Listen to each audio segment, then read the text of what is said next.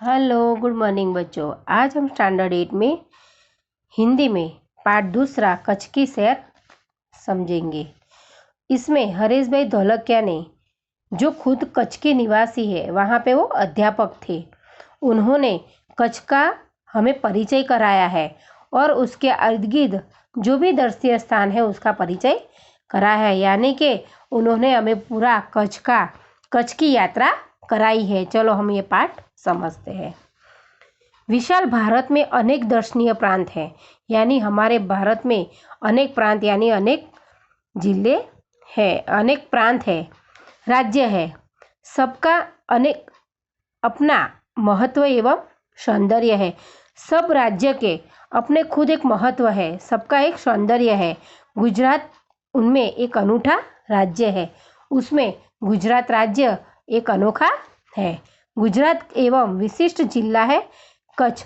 तो गुजरात में एक विशिष्ट जिला है जो है कच्छ है, जो गुजरात का अत्यंत रमणीय प्रदेश है। यात्रियों के लिए कच्छ आकर्षण का केंद्र है। इसका पौराणिक महत्व भी कम नहीं है।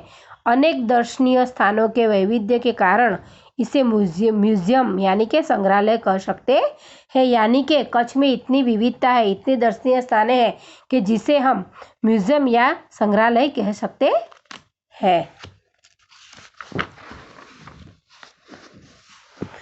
कच्छ में प्रवेशते ही हमें रेगिस्तान के दो भाग देखने मिलते हैं, एक छोटा रेगिस्तान और दूसरा बड़ा रेगिस्तान। इन दोनों में रेगिस्तान जैसा कोई लक्षण नहीं दिखाई देता है।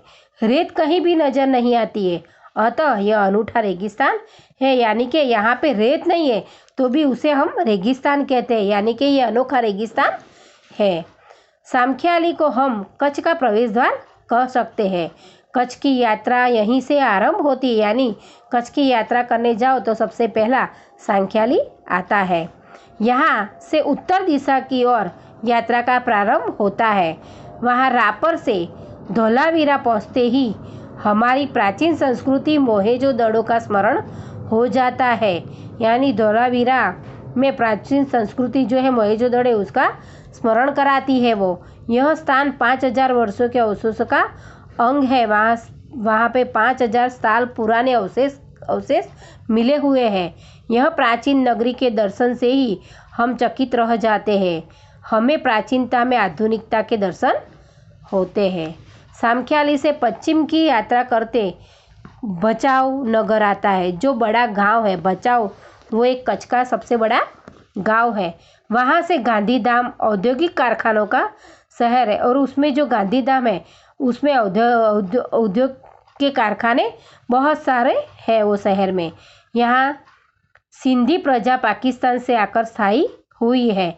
गांधीधाम, आदिपुर और गोपालपुरी उद्योगों के कारण विकसित हुई दिखाई देती है। यानी कि आदिपुर है, गांधीधाम है, गोपालपुरी है, ये औद्योगिक कारखाने वहाँ पे है, इसी वजह से वो विकसित हुए हैं।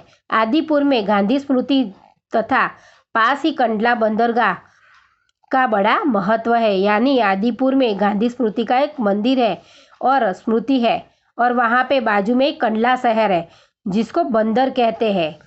बंदर यानी कि बहुत समुद्र तट जहाँ पे वो बांधा हुआ हो, और वहाँ पे बड़े बड़े जहाज जो हमारे अलग अलग देशों में आयात निकास सामान का आयात निकास या एक देश से दूसरे देश में जाने के लिए वहाँ से बड़े बड़े जहाज खड़े रहते हैं और उसे बंदर कहते हैं हम। कंडला का विकास यहाँ की प्रजा के लिए महत्वपूर्ण है।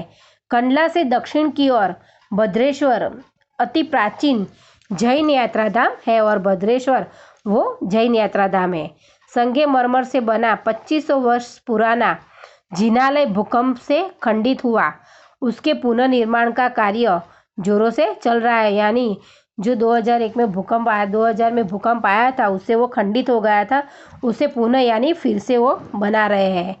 इसे आधुनिकता का स्पर्श मिला है।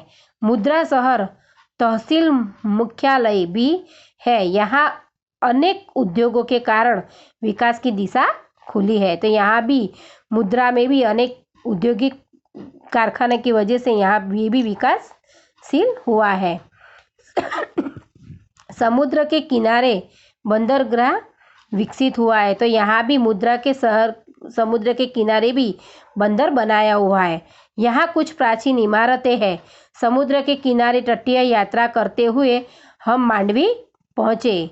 मांडवी अति सुंदर बंदरगाह है। मांडवी में भी दरिया किनारा है। वहाँ पे बड़ा प्राचीन नगर है।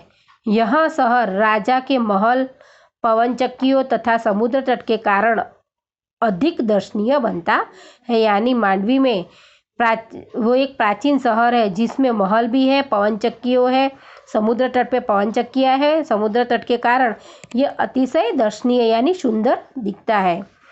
यहाँ VRTI ग्राम्य संस्था है, बेहतर जिनालय है। पास ही बिदड़ा गांव से अंतर्राष्ट्रीय अस्पताल भी है। यानी पास में एक गांव है बिदड़ा करके, उसमें अंतर्राष्ट्रीय अस्पताल है। मांडवी से आगे चलते डुमरा, कोठीरा, सुधरी और जखो महत्वपूर्ण गांव है।